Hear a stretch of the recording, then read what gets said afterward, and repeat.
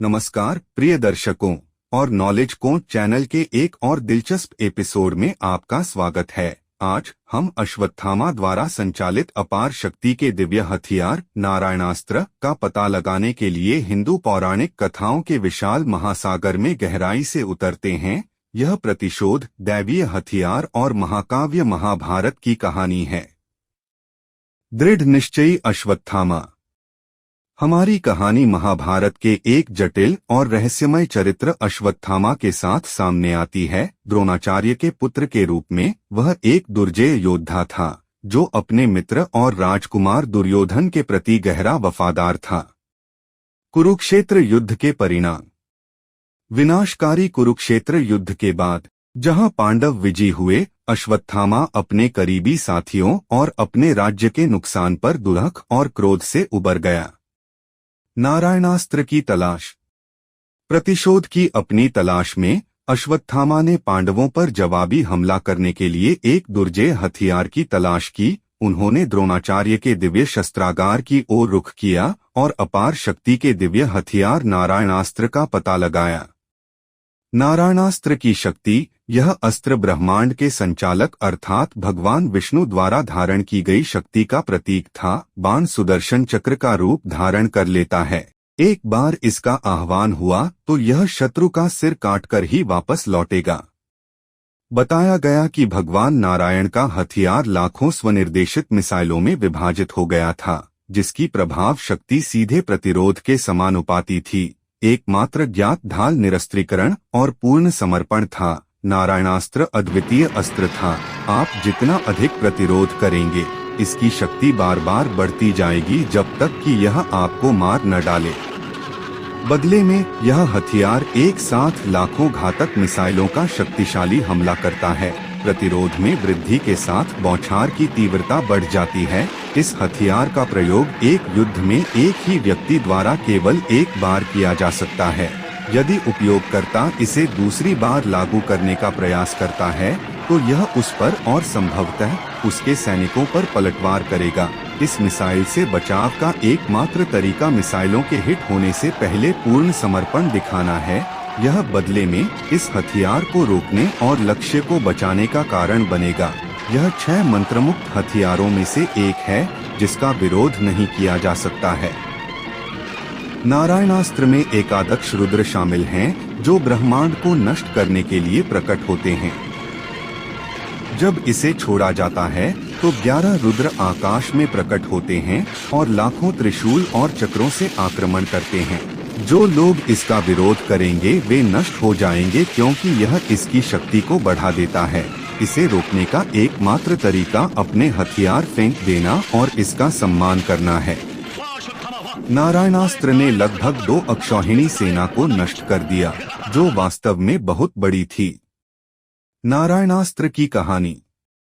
अश्वत्थामा ने दुर्योधन से कहा, नारायण ब्राह्मण का रूप धारण करके मेरे पिता के पास आए। मेरे पिता ने उन्हें प्रणाम करते हुए अपनी भेंट उन्हें उचित रूप में अर्पित की। उन्हें स्वयं लेते हुए दिव्य भगवान ने उन्हें वरदान देने की पेशकश की। तब मेरे पिता ने नारायण नामक सर्वोच्च हथियार की याचना की। सभी देवताओं में अग्रणी दिव्य भगवान ने मेरे गुरु को संबोधित करते हुए कहा, युद्ध में कोई भी व्यक्ति कभी भी आपके बराबर नहीं हो सकता। हालांकि हे ब्राह्मण, इस हथियार का उपयोग कभी भी जल्दबाजी में नहीं करना चाहिए। यह शत्रु का विनाश किए बिना कभी वापस नहीं आता। मैं किसी को नहीं जानता जिसे यह मार न डाले। हे प्रभु, सचमुच यह अजय को भी मार डालेगा, इसलिए इसका उपयोग नहीं किया जाना चाहिए। सबसे बड़े विचार विमर्श के बिना हे शत्रुओं को भस्म करने वाले इस शक्तिशाली हथियार को कभी भी उन लोगों पर नहीं फेंकना चाहिए जो युद्ध में अपनी कारों या हथियारों को छोड़ देते हैं, या उन लोगों पर जो क्वार्टर की तलाश में हैं, या जो खुद को नियंत्रित करते हैं। जो युद्ध में अजय को इसके द्वारा पीड़ित करना चाहता है वह स्वयं ही इससे अत्यधिक पीड़ित होता है। इस प्रकार मेरे साहब को वह हथियार प्राप्त हुआ। तब भगवान नारायण ने मुझे भी संबोधित करते हुए कहा, इस हथियार की सहायता से तुम भी युद्ध में दिव्य हथियारों की विविध वर्षा करोगे और उसके परिणामस्वरूप ऊर्जा से जगमगाओगे। ये शब्द कहकर दिव्य भगवान स्वर्ग चले गए। महाभारत युद्ध में 15वें दिन द्रोण ने कई पांडव सैनिकों को मार डाला, जिनमें तीर खेल में विराट और तलवार की लड़ाई में द्रुपद शामिल थे। अपनी मित्रता के बिगड़ने पर शोक व्यक्त करते हुए द्रोण ने द्रुपद की लाश के प्रति अपना सम्मान प्रकट किया। द्रोण और उनके पुत्र अश्वत्थामा ने उस दिन पूरी पांडव सेना पर कहर बरपाया। यह जानते हुए कि उस दिन सशस्त्र द्रोण और उनके पुत्र अश्वत्थामा को हराना असंभव होगा, कृष्ण ने पांडवों को अपने शिक्षक को निहत्था करने की एक योजना सुझाई। उनका विचार था कि भीम पहले अश्वत्थामा नामक हाथी को मारे और फिर द्रोणाचार्य से दावा करे कि उसने द्रोणाचार्य के इसी नाम के पुत्र को मार डाला है, जबकि द्रोण के असली पुत्र अश्वत्थामा को उसके पिता से दूर कहीं और युद्ध में व्यस्त रखा जाए ताकि वह युद्ध न कर सके, उसके पिता को बचाएं और उनकी योजना को बर्बाद करें। हाथी को मारने के बाद भीम ने जोर से घोषणा की कि उसने अश्वत्थामा को मार डाला है। उनके दावे पर अविश्वास करते हुए द्रोण ने युधिष्ठिर से संपर्क किया। उन्हें युधिष्ठिर के धर्म के प्रति दृढ़ पालन और ईमानदारी के बारे में पता था। जब द्रोणाचार्य ने सच्चाई पूछी तो युधिष्ठिर ने गूढ़ उत्तर दिया, अश्वत्थामा मर गया है, लेकिन हाथी आपका पुत्र नहीं। कृष्ण यह भी जानते थे कि युधिष्ठिर के लिए एकदम झूठ बोलना असंभव होगा, इसलिए उनके निर्देशों के तहत अन्य योद्धाओं ने तुरही और शंख बजाए। इस तरह से शोर मचाया कि द्रोणाचार्य ने केवल यह सुना कि अश्वत्थामा मर गया और युधिष्ठिर के उत्तर का उत्तरार्ध भाग नहीं सुन सके। तब द्रोण अपने रथ से उतरे, अपने हथियार डाल दिए और अपने बेटे की आत्मा को खोजने के लिए ध्यान में जमीन पर बैठ गए। पांडव इस अवसर का उपयोग उसे गिरफ्तार करने के लिए करना चाहते थे, लेकिन अपने पिता और कई पांचाल योद्धाओं की मृत्यु से क्रोधित होकर धृष्टद्युम्न ने इस अवसर का लाभ उठाया और युद्ध के नियमों का घोर उल्लंघन करते हुए उसका सिर काट दिया। कृष्ण ने अभिमन्यु की हत्या में द्रोण की भूमिका की ओर इशारा करते हुए इस कृत्य को उचित ठहराया। नारायणास्त्र का आह्वान।